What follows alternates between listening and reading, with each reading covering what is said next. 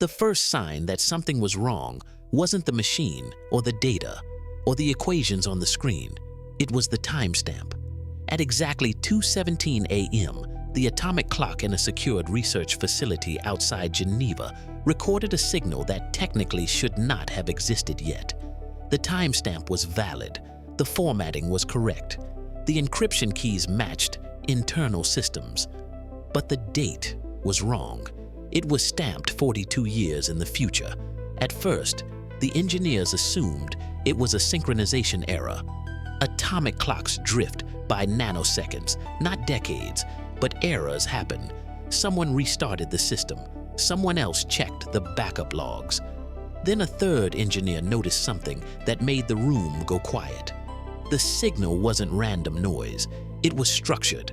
It wasn't just a future timestamp. It was a message, short, clean, precisely formatted, and chillingly specific. This transmission has already happened. Do not attempt to prevent it. The contradiction was immediate and impossible. A message that claimed to have already been sent, arriving before its own origin point. A warning that implied causality had already been violated. The haunting question settled over the room like a weight no one wanted to lift. If this message came from the future, then who sent it? And why did it already know they would receive it? Within hours, the data was classified. Within days, copies of the signal began appearing where they shouldn't have.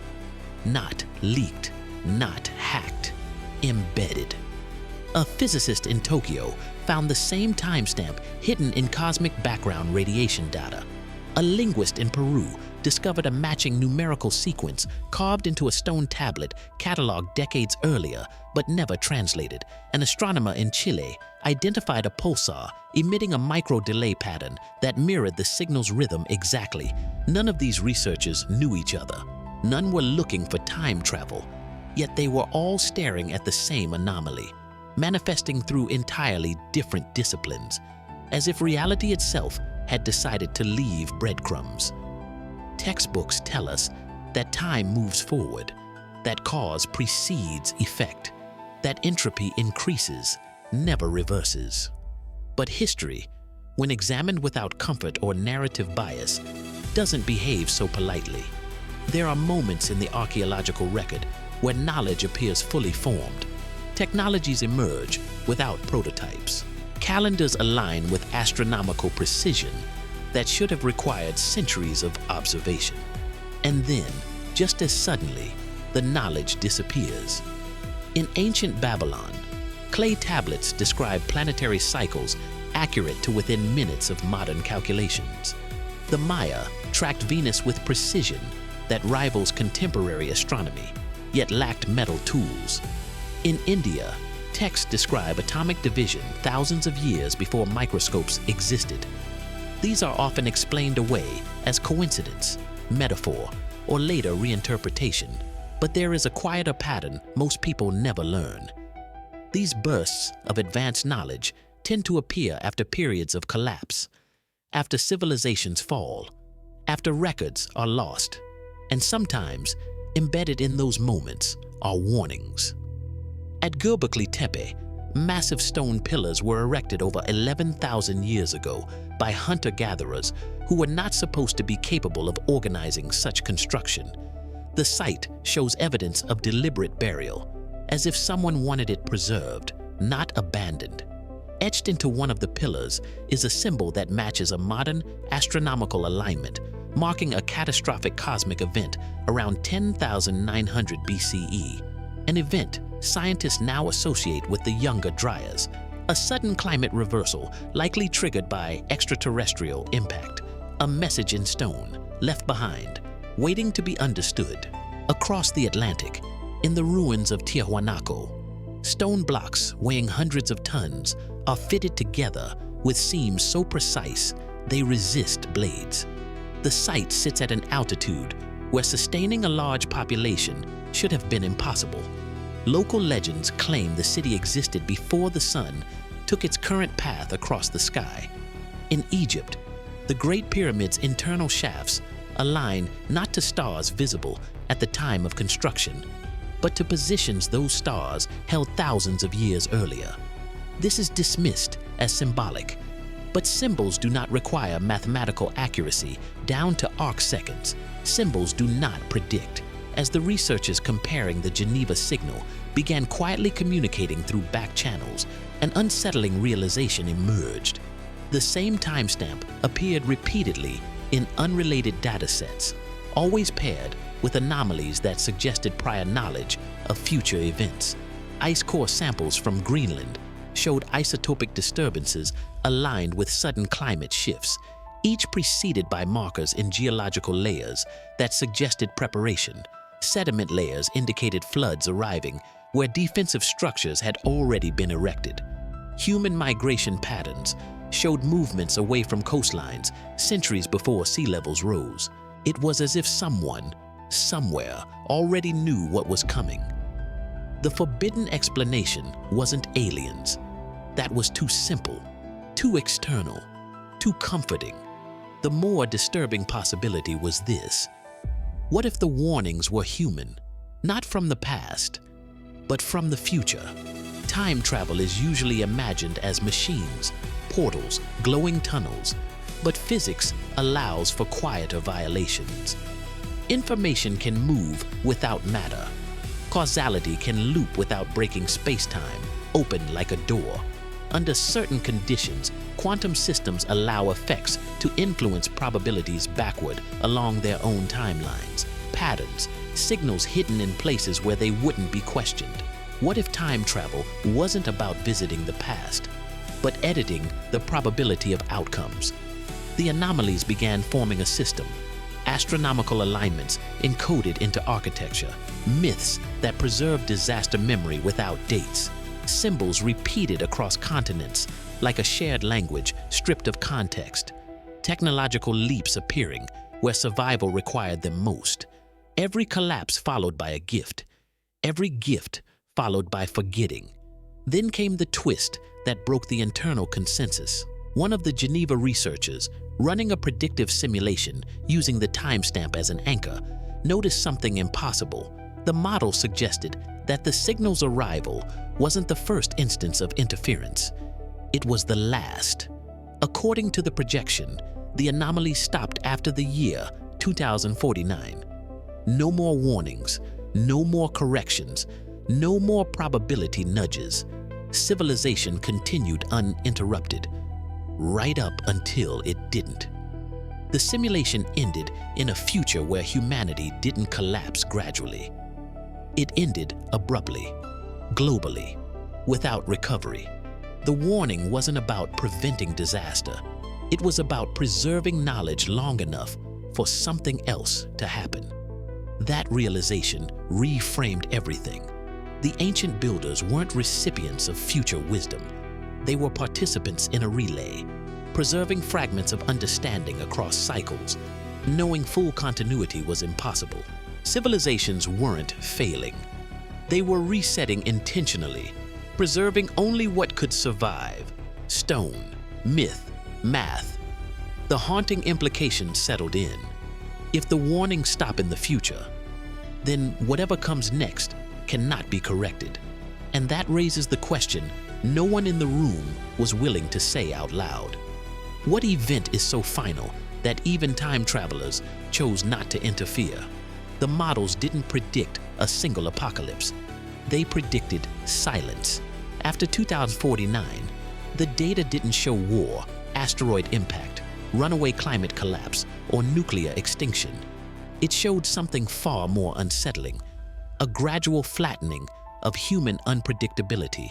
Innovation slowed, cultural divergence narrowed, languages stopped evolving, art became iterative.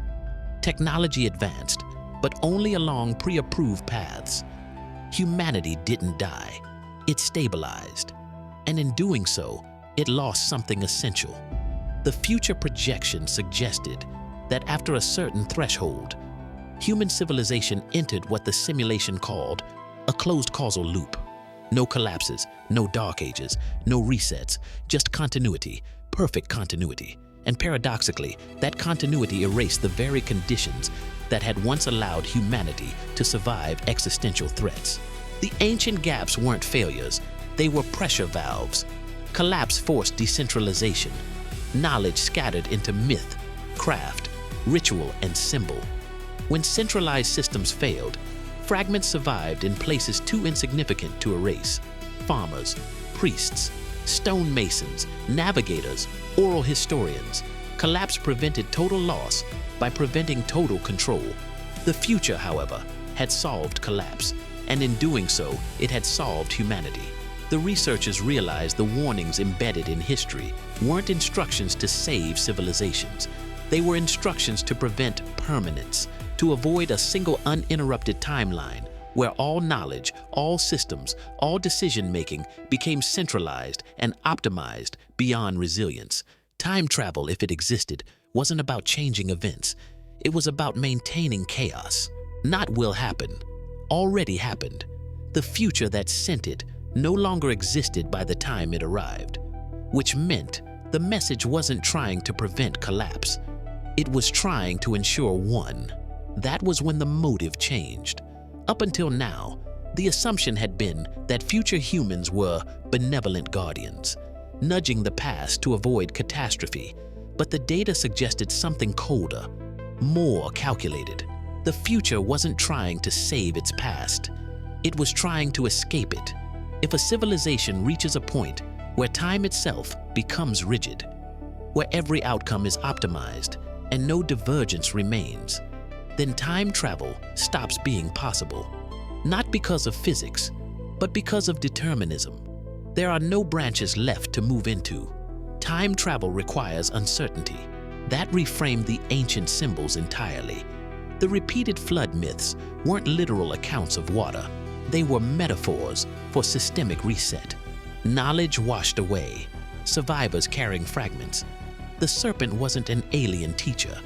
It was a symbol of recursive knowledge, shedding skin, repeating cycles, eternal return. Even the pine cone symbolism took on new meaning, not enlightenment, memory. The pineal gland as a biological recorder of altered states, trauma, and pattern recognition across generations. Consciousness as a storage medium when physical records fail. The staff gods weren't beings. They were representations of those who carried continuity across collapses. Archivists, pattern keepers, the ones tasked with preserving fragments without context, so future societies would rediscover them organically. Then came the most disturbing realization of all. The Geneva signal wasn't sent from a future that survived. It was sent from a future that ended. The timestamp wasn't a warning. Not will happen, already happened. The future that sent it no longer existed by the time it arrived, which meant the message wasn't trying to prevent collapse. It was trying to ensure one. That was when the motive changed. Up until now, the assumption had been that future humans were benevolent guardians, nudging the past to avoid catastrophe. But the data suggested something colder, more calculated. The future wasn't trying to save its past. It was trying to escape it, not because of physics, but because of determinism. There are no branches left to move into. Time travel requires uncertainty. The future that sent the signal had lost uncertainty. It had become locked into a single trajectory, and that trajectory ended in extinction. So they did the only thing they could. They destabilized their own past. Not enough to destroy it, just enough to keep it from becoming them. The Bronze Age collapse wasn't accidental. The Maya abandonment wasn't environmental failure alone. The fall of Rome wasn't just overextension. These were moments where systems grew too interconnected, too efficient, too centralized. They had to break. But here was the twist no one had anticipated. The simulation showed that we were approaching the same threshold again.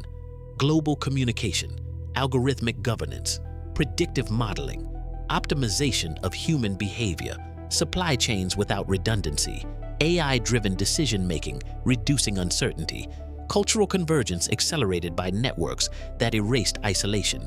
Humanity was doing it again, but this time, faster. The warnings had always appeared before collapse.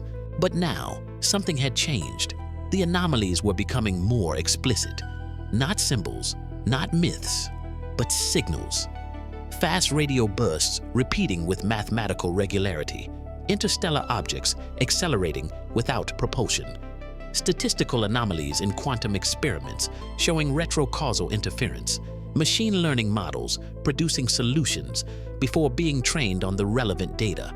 Reality was starting to glitch. Not because time was breaking, but because intervention was accelerating. The future wasn't nudging gently anymore. It was panicking. That's when the final projection was run, a model that assumed no collapse, no reset, no fragmentation, a single uninterrupted civilization extending forward. The result wasn't extinction by disaster, it was extinction by convergence. All human thought converged on the same solutions.